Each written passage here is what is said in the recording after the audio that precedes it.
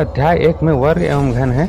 इसमें सबसे पहले हम देखते हैं वर्ग संख्याएं। वर्ग क्या होता है, वर्ग संख्या क्या होता है। तो इसके लिए हम इन बिंदुओं को अवलोकन करते हैं, इसी पे विचार करते हैं। तो देखिए, हम सबसे पहले यहाँ पे बाएं से दाएं जाते हैं, इसको हम बोलेंगे पंक्ति, और ऊपर से जो नीचे हैं इसको बोलते हैं स्तंभ या कॉलम। तो इनको हम ध्यान से देखते हैं। सबसे पहले हम एक बिंदु को लेते हैं, तो केवल एक बिंदु को हम लेंगे, पंक्ति या कॉलम बोले इसको, एक ही है जिसमें बिंदुओं की संख्या केवल एक है, एक में केवल एक ही है, ये एक बिंदु।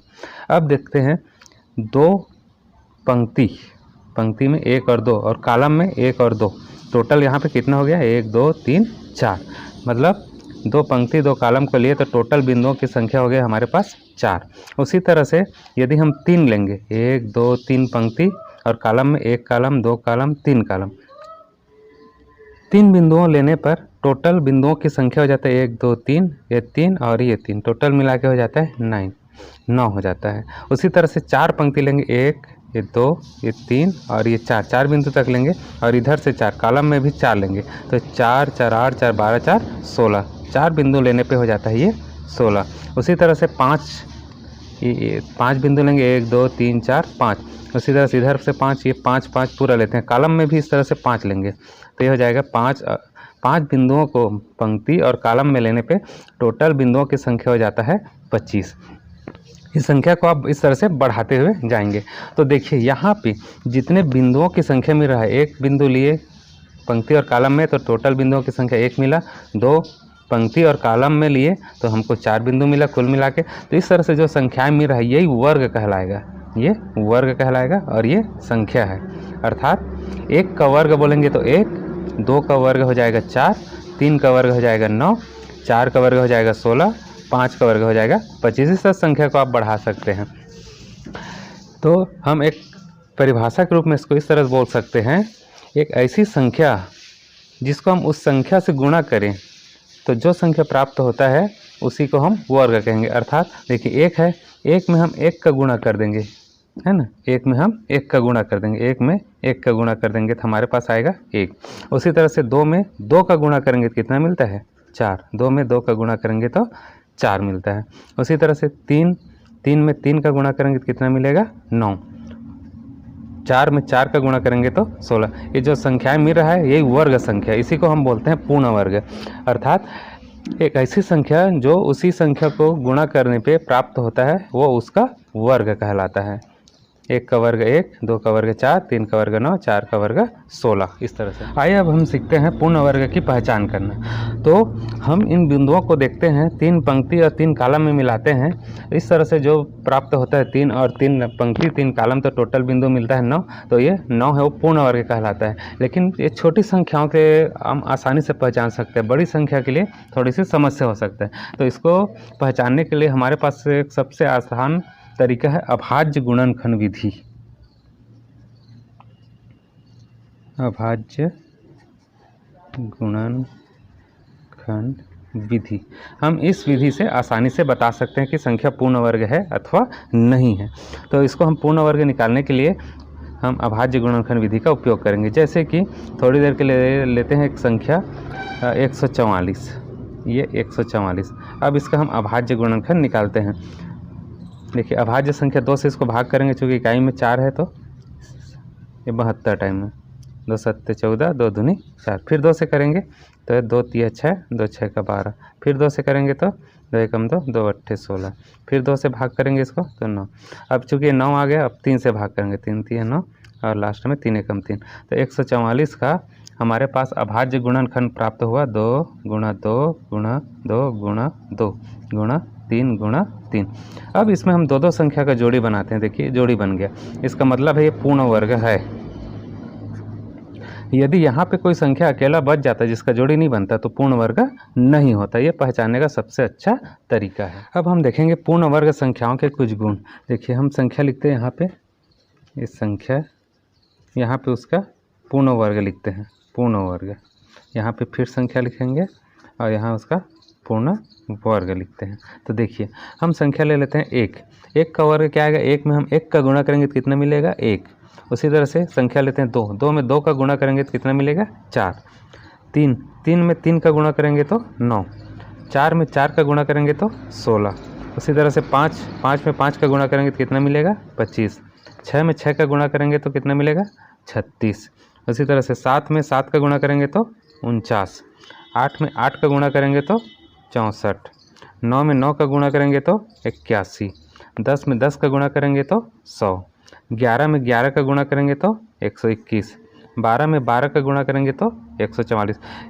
हम इसको इस तरह से संख्याओं को लेकर के बढ़ा सकते हैं और इसका पूर्ण वर्ग इस तरह से प्राप्त कर लेते हैं। अब इस सारणी को थोड़ा सा अवलोकन करते हैं। देखिए यहाँ पे जो संख्या लिए हैं और उसका वर्ग लिए हैं, देखिए इकाई का अंक को देखते हैं। 1 है, 4 है, 9, 6, 5, 6, 9, 4, 1, 0, 1, 4। अर्थात हमारे पास इसमें कौन कौन सी संख्या प्राप्त नहीं हो रहा है। एक तो 2 नहीं मिल रहा है इकाई में, 3 नहीं मिल रहा है, 7 नहीं मिल रहा है और 8 नहीं मिल रहा है। ये संख्याएं नहीं मिल रहा है। इसका मतलब ये हो गया कि यदि किसी संख्या के इकाई का अंक 2, 3, 7 और 8 आता है तो पूर्ण वर्ग नहीं हो सकता। ये पहला गुण हमको प्राप्त हो गया। दूसरा देखिए, ये जो संख्या है 1, 3, 5, 7, 9, 11, ये विषम संख्या है। क्या संख्या है? विषम संख्या। 2, 4, 6, 8, 10, 12, ये कौन सी संख्या है? सम संख्या। अब इनके वर्गों को ध्यान से देखते हैं। विषम संख्या का वर्ग है, देखिए ये विषम संख्या ही मिल रहा है। और उसी तरह से सम संख्या का जो वर्ग है ये क्या मिल रहा है? सम संख्या ही मिल रहा है। तो इसका गुण ये हो गया कि जिस संख्या की इकाई का अंक 2, 3, 7 और 8 हो वह संख्या पूर्ण वर्ग नहीं हो सकता। और दूसरा चीज़, सम संख्या का वर्ग सम संख्या होता है और विषम संख्या का वर्ग हमेशा विषम संख्या होता है। आइए हम इस वर्ग के बारे में एक मज़ेदार बात सीखते हैं। इसमें जो बिंदु दिया है उसको थोड़ा सा अवलोकन करते हैं। देखिए हम एक पहला बिंदु लिए, ये पहला बिंदु, ठीक है, इसको मैं लिख रहा हूँ ये पहला वर्ग। इसमें इस तरह से बिंदुओं की संख्या कितना है? 1, अर्थात हम इसको लिख सकते हैं 1 का वर्ग। थोड़ा सा ध्यान से देखिए, बहुत मज़ेदार है। अब देखिए 1, 2, ऊपर से 1 और 2, ये कॉलम, रो और कॉलम, ये 2 बिंदु हम ले लिए, ठीक है। अर्थात 1 और ये 3 बिंदु, टोटल मिला के 4 हो गया। ये हो गया इस तरह से 1 और 3 को जोड़े तो कितना हो गया? टोटल 4 हो गया। अर्थात हम इसको 4 को क्या लिख सकते हैं? 2 का वर्ग। उसी तरह से अगला लेते हैं 1, 2, 3, ये 3 और इधर से 1, 2, 3, ये वाला, ठीक है। अब इसमें क्या हो गया? 1 बिंदु, 3 बिंदु और ये 5 बिंदु। 1 बिंदु, 3 बिंदु और 5 बिंदु, टोटल मिला कितना हो गया? ये 5, 3, 8 और 1, 9। अर्थात हम इसको क्या लिख सकते हैं? 3 का वर्ग। उसी तरह से 1, 2, 3, 4, ये 4 बिंदु ले लिए इधर से। अब इधर से 1, 2, 3, 4, ये 4 वाला, इसको मिला देते हैं, ठीक है। अब इसको हम लिख सकते हैं 1 बिंदु, 3 बिंदु, 5 बिंदु और देखिए 7 बिंदु। 1 धन 3 धन 5 धन 7 बराबर कितना हो जाएगा? 16। अर्थात इसको हम लिख सकते हैं 4 का वर्ग। उसी तरह से आगे बढ़िए, 1, 2, 3, 4, 5। उसी तरह से इधर ये 5, तो इसको हम जोड़ देते हैं इस तरह से। तो इसको हम लिख सकते हैं 1 बिंदु, 3 बिंदु, इस तरह से क्रम से हम जोड़ते जाते हैं। 1, 3, 5, 7, अब कितना हो गया? 9। इसको जोड़ दें टोटल हो जाता है 25। अर्थात हम इसको लिख सकते हैं 5 का वर्ग।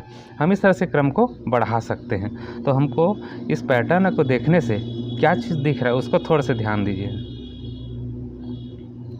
देखिए इसमें इसका वर्ग ज्ञात करना है तो पहली जो संख्या है उसी को हम उसका संख्या का बता सकते हैं। एक में तो कोई दिक्कत नहीं। 2 में देखिए 2 का वर्ग बताना है, माने पहले 2 विषम संख्या, देखिए 1, दूसरा विषम संख्या 3, उसके बाद आता है 5, उसके बाद 7 आता है। इस तरह से विषम संख्या है तो 2 का वर्ग अर्थात पहले 2 विषम संख्याओं को जोड़ देते हैं तो उसका वर्ग हमको निकल जाएगा। जैसे 3 का वर्ग बताइए तो 3 का वर्ग पहले 3 विषम संख्याओं को जोड़ दिए, 1, 3, 5, 9, तो ये आ गया 9। इसी तरह सभी संख्या का हम निकाल सकते हैं। देखिए कितना अच्छा ये पैटर्न है। अंत में एक और मनोरंजक पैटर्न देख लेते हैं। बहुत अच्छा ही एक पैटर्न है, इसमें अवलोकन करते हैं। जैसे हम 1 का वर्ग करते हैं, 1 का वर्ग करते हैं तो हमको क्या मिलता है? 1 मिलता है।